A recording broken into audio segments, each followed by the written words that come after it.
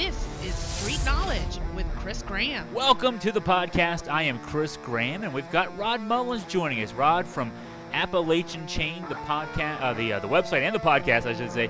And we're going to talk some NASCAR. We're going to talk some UVA Virginia Tech football. We got a lot of stuff to get into.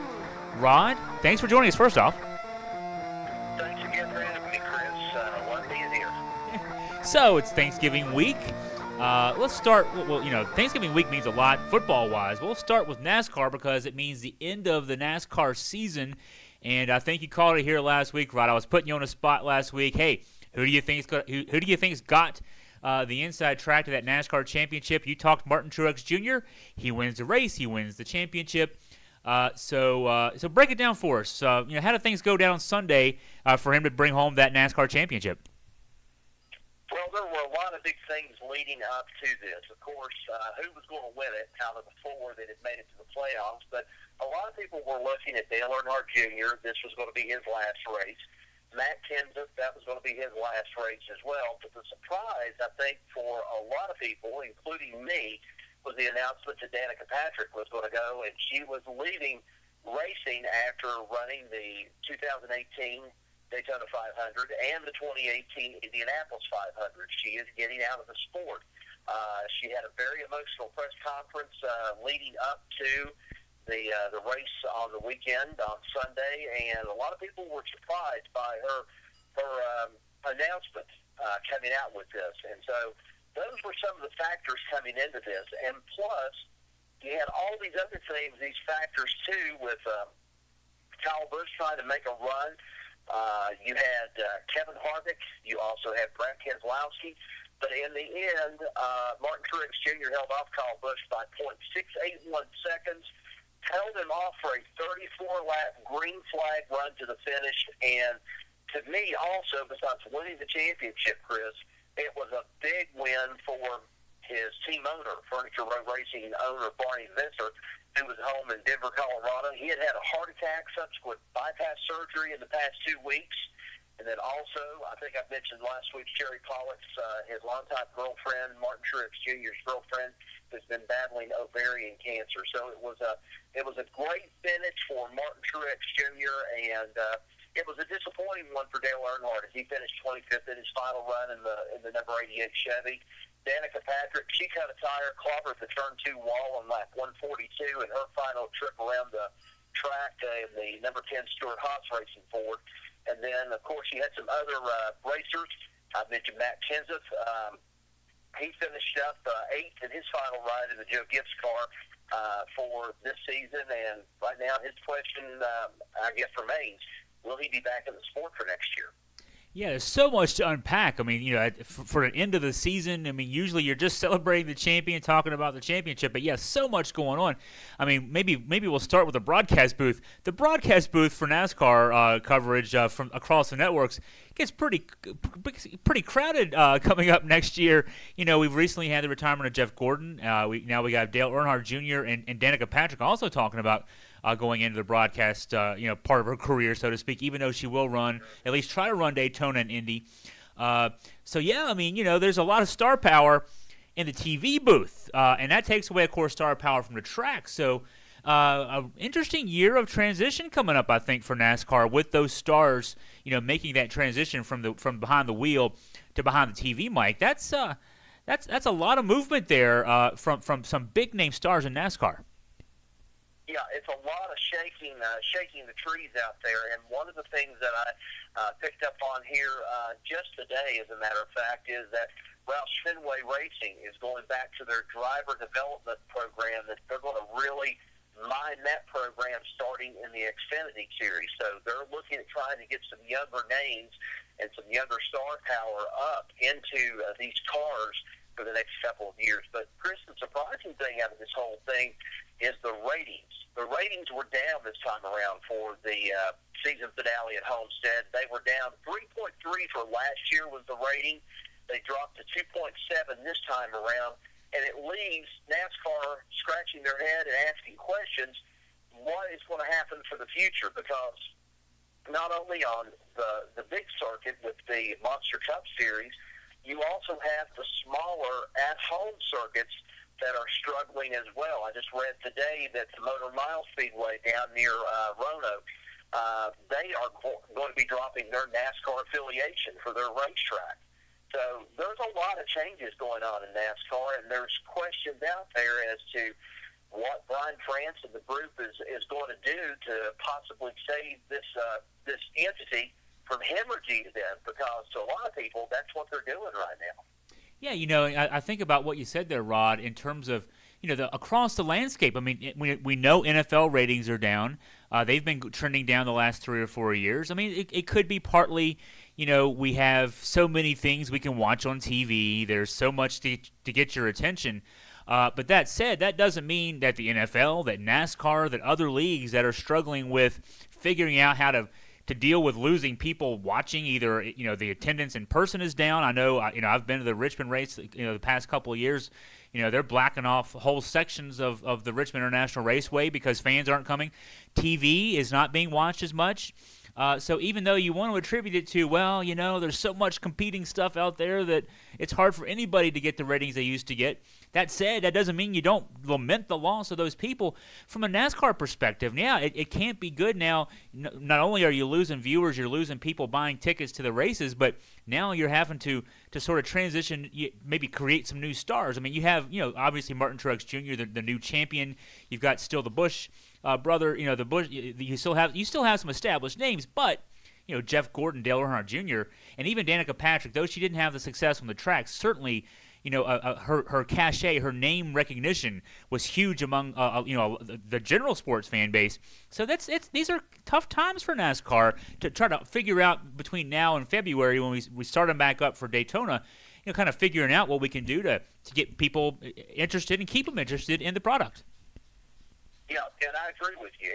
And one of the things that I go back to in August when I covered the Bristol race for the Augusta Free Press, I was coming through the parking lot, and I talked to one of the people at Bristol Motor Speedway that lets me into the gate and so forth. And one of the things we were talking about was we were hoping there was going to be a bigger crowd for this kind of race. Well, the August race had a phenomenal crowd. Of course, it was Dale Jr.'s last Bristol race there. But one of the things that the worker with Bristol Motor Speedway told me that is NASCAR is going to have to do, it's not as much in the hands of the track as much as it is NASCAR.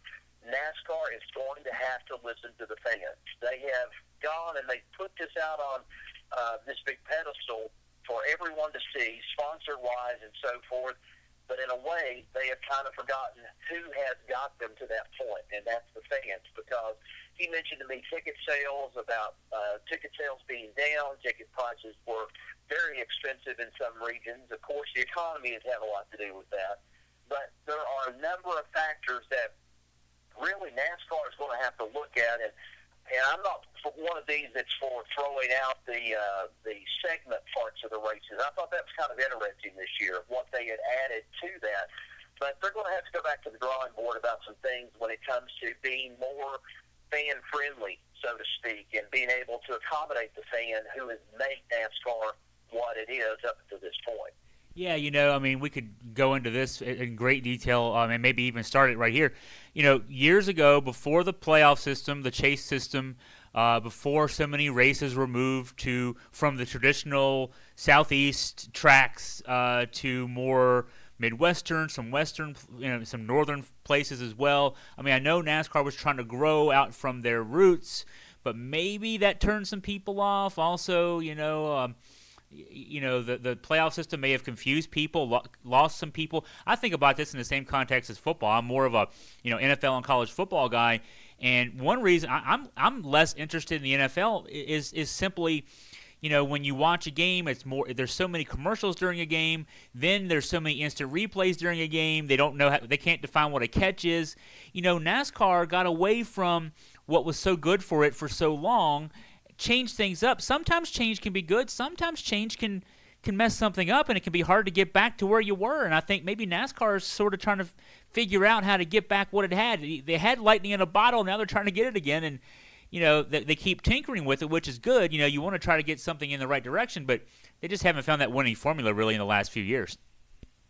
Well, last thing I'll say about it, NASCAR needs a big snowstorm like they did that year when the big fight broke out at Daytona with with Tail Yarborough, with Donnie Allison and Bobby Allison, because that's really what started the catalyst for the popularity with NASCAR. It removed itself at that point from being a Southern sport to more of a national sport at that point, and it grew over the 80s. But then, as certain things have happened, that's all kind of fallen off. So we kind of all need to get snowed in maybe for that weekend of the Daytona 500. Maybe it'll force people to watch it on TV, and maybe there'll be a couple of good fights in there that they'll be able to throw that out and be able to lure some people back in. Who knows? Yeah, I was thinking, for me, I'm not from a fan standpoint, I'm not the closest follower of NASCAR, but I know two things to me mark the rite of spring: Daytona 500 in February, and of course pitchers and catchers reporting for baseball. But those two things kind of hand in hand,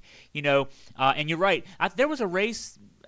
Maybe 2 or 3 years ago, I'm not sure, and maybe longer in the distance ago, one of the races got delayed by rain, and as a result, the finale was sort of almost a nighttime, or maybe it was a nighttime finish, and that had great ratings because of the accident of weather. And so, yeah, maybe another rainstorm in Daytona during the day on that Sunday. It actually made me think that day, hey, maybe Daytona kind of screwed up here and figured out that maybe they could make this race a night race, and more of us would watch. But something like that perhaps could certainly be a catalyst.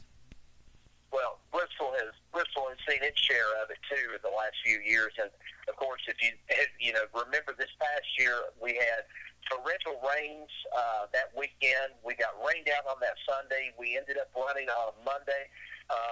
You lost a lot of crowd there because there were a lot of people that were expecting, I'm going to stay there for the Sunday race, and then you get rained out. You have to go back to work.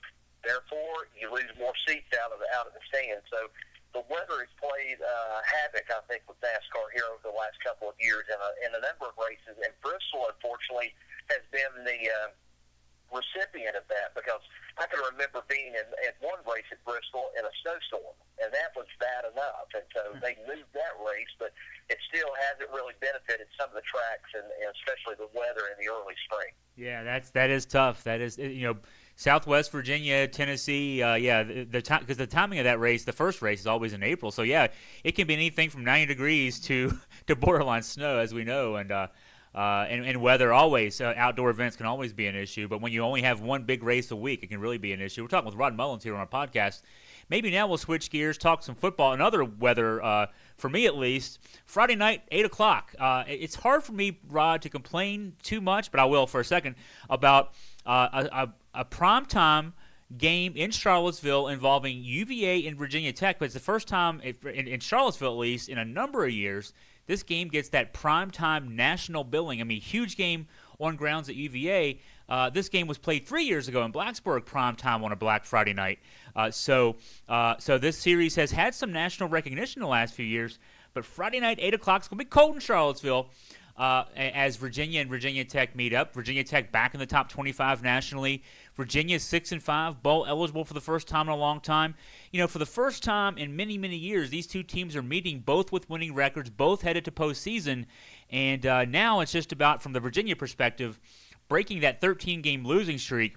So, Rod, I want to get your thoughts heading into Friday night's game as to how this one may play out. Well, I'm not going to make a bold prediction about this and say that UVA is going to come out and win, although I'm going to admit I am a UVA fan, and I would like to see the Wahoos win this. But this is going to be a very close game, and I think the way that this season has progressed for UVA, we're going to see, I think, a really good ball game. I hope we're going to see a better ball game in some aspects as to what we saw with the 44-28 road loss to Miami. I mean, when we saw that game, and you were given some play-by-play of that, or at least on the blog and talking about that, and I was watching it, I was just in awe of what Virginia had done and being able to kind of pin the Hurricanes back. And the Hurricanes really didn't know what was going on at first. This Virginia Cavalier team had come out really fighting. And then, before it was all over with, I think one play that defined the entire game, and that was I think it was the start of it at least, the no call on the Binkert touchdown pass to the end zone, and it was not called the pass interference. And I think that started the catalyst for the wheels slowly starting to come apart UVA and ending up losing that game. But, you know, the Cavaliers have nothing to be ashamed about. They stood toe-to-toe, I think, in a better performance than what Virginia Tech did when they played Miami just a few weeks before that. In fact, a lot of people down in this part of the country have said that, you know, Virginia Tech stunk the field up against Miami. And I've heard a lot of people say, you know, UVA must be pretty good this year if they could hold that well with Miami, but then the wheels fall off in the closing minutes in the last quarter of the ball game. So, you know, it's going to be a big one. There's a lot of things going on with Tech right now, too, that I don't think that a lot of people are bringing to the forefront. Tech, of course, 8-3. They're coming off a 20-14 home win over Pittsburgh, but that wasn't an easy win for them. Pittsburgh gave them a fit, from what I understand. And so that game is going to be one pressure point, I guess, so to speak. The other is going to be the Georgia Tech game. UVA won against Georgia Tech. Virginia Tech lost to Georgia Tech. So there's something in there that just, I don't know, maybe I'm putting something in there that really doesn't belong right now at this point. But I think that Georgia Tech game is going to be the catalyst one way or another for this Virginia squad of whether or not they improve to 7-5 or Virginia Tech drops to 8-4. Yeah, you know what will be interesting, too, to see. I ran some numbers today in my game preview that I wrote for the website.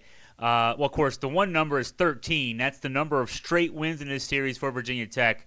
I like to say this. I give marketing talks. Our business also does marketing and web work for a lot of clients in Central Virginia. And the last time Virginia won this game, Facebook didn't exist, Twitter didn't exist, YouTube didn't exist, Instagram didn't exist. So if you're a Virginia fan, a Virginia alum, whatever the case may be, you've not been able to post on social media that your team beat Virginia Tech in football. You've never been able to do that. So that's a weird fact of history, so to speak. That's how long ago Virginia last won this game, 2003. Another fun fact, though, is, well, another not fun fact for Virginia fans at least, because this, you know, I'm a Virginia guy too. The Virginia has not had over 39,000 fans for any home game this season. 61,500 seat Scott Stadium has not had over 39,000 fans. Now, I have a feeling that Friday night there will be close to capacity, if not capacity. That kind of tells you that there's going to be a lot of Tech fans there. If you look at StubHub, if you look at SeatGeek, the tickets are going right now between $80 and $100. That indicates demand for tickets. It also kind of indicates there's going to be a lot of folks driving down from your way, up 81 across 64 to get to the game. There'll be a lot of maroon and orange in the stands. Now, the other fun fact, and this is more not a fun fact, it's a football fact. Virginia Tech last 5 games, they're 2-3 in their last 5. Virginia's 1-4 in their last 5. So both teams struggling in their last 5 games. Virginia Tech offense, 340 yards per game total offense average in the last 5 games. So this Virginia Tech team has good season numbers. Josh Jackson has great season numbers at quarterback, but his numbers have been down too. Last 5 games, just 50.7% completion percentage. So I think this game is a defensive game. And I think, you know, a defensive game, like a 17-14, you know, 20-17 kind of game, it's going to come down to who makes a mistake, who takes advantage of the mistake. On a cold night in Virginia, the temperature at game time is supposed to be around 35 degrees. So this is football right here. Football on a Friday night in Virginia, be a lot of fun.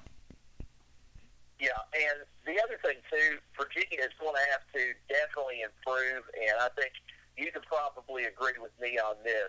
When you get in third down territory and you end up being 4 for 13 on third downs, 0-3 on fourth downs, that's not good numbers for you whatsoever. And, you know, for Virginia, they've got to be on their game plan, and they've got to be there early. I remember one college football coach used to have down here for UVA Wise, of course, the sister university or the sister college of the University of Virginia.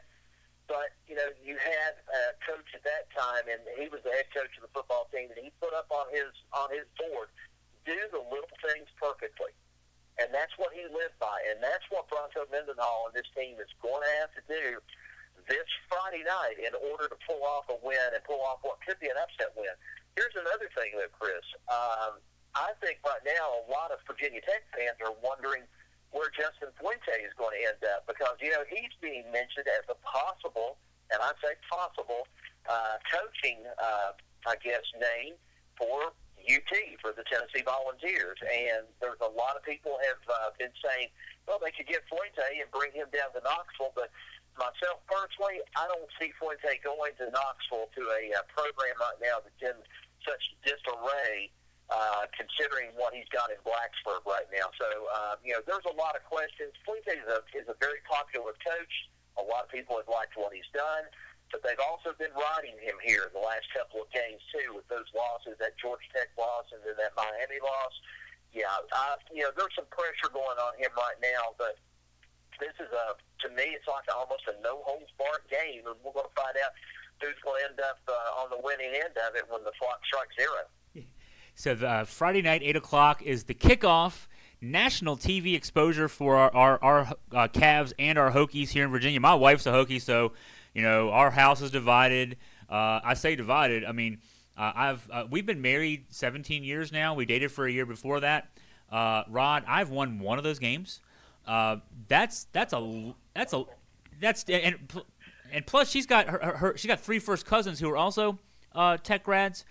Thanksgiving's always really fun for me. Thanksgiving weekend's a lot of fun for me, and one win could make it up all. I'll say this: one win could make it all up for me. If Virginia get to win this season, I'll forget the 16+ years of futility. And that's the case for a lot of folks. I mean, I know down your way, you're a UVA fan, but down your way, there's probably a good number. I mean, probably 80% or more of your neighbors are Hokies fans, just based on where geography. And actually, even where I am, I'm 20 miles from Charlottesville. It's about a 50-50 split here. So we're all talking in the same vein. We all have friends and coworkers who are Virginia fans, Virginia Tech fans, and all of our eyes will be on this game Friday night. That's the fun part of this. Especially, if you're the Virginia Tech folks who win every year. But 1 year, Rod, before football goes out of vogue in the United States, 1 year, Virginia's going to finally get that big W. I'm just hoping it's sooner rather than later. I do too, and one of the things I tell some of my friends who really like to ride me, especially when it comes to UVA Tech week, and they always try to get me to say something, at least on social media. I usually end up saying this to them, that I am a poor, suffering pilgrim in a strange land, being down here in Southwest Virginia and having to listen to all the Virginia Tech talk that we have. And I've got a good friend in Blacksburg that really just rides me so bad over this whole thing.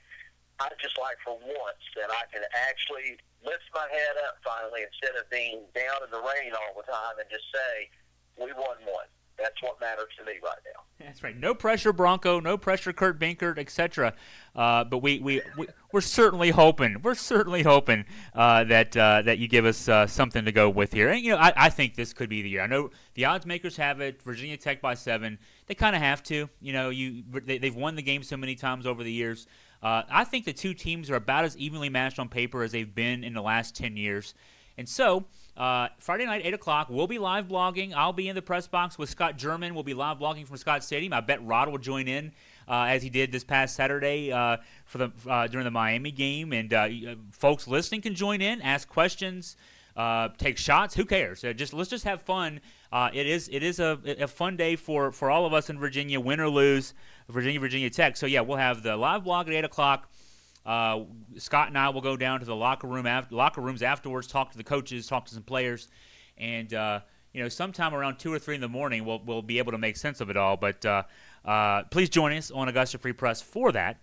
And Rod, so thank you for helping us through NASCAR. We'll talk some more next week. We'll talk some football and some more stuff next week. But thanks for bringing us through, especially the end of the NASCAR season. Yeah, and truthfully, I'm looking forward to it going into next year.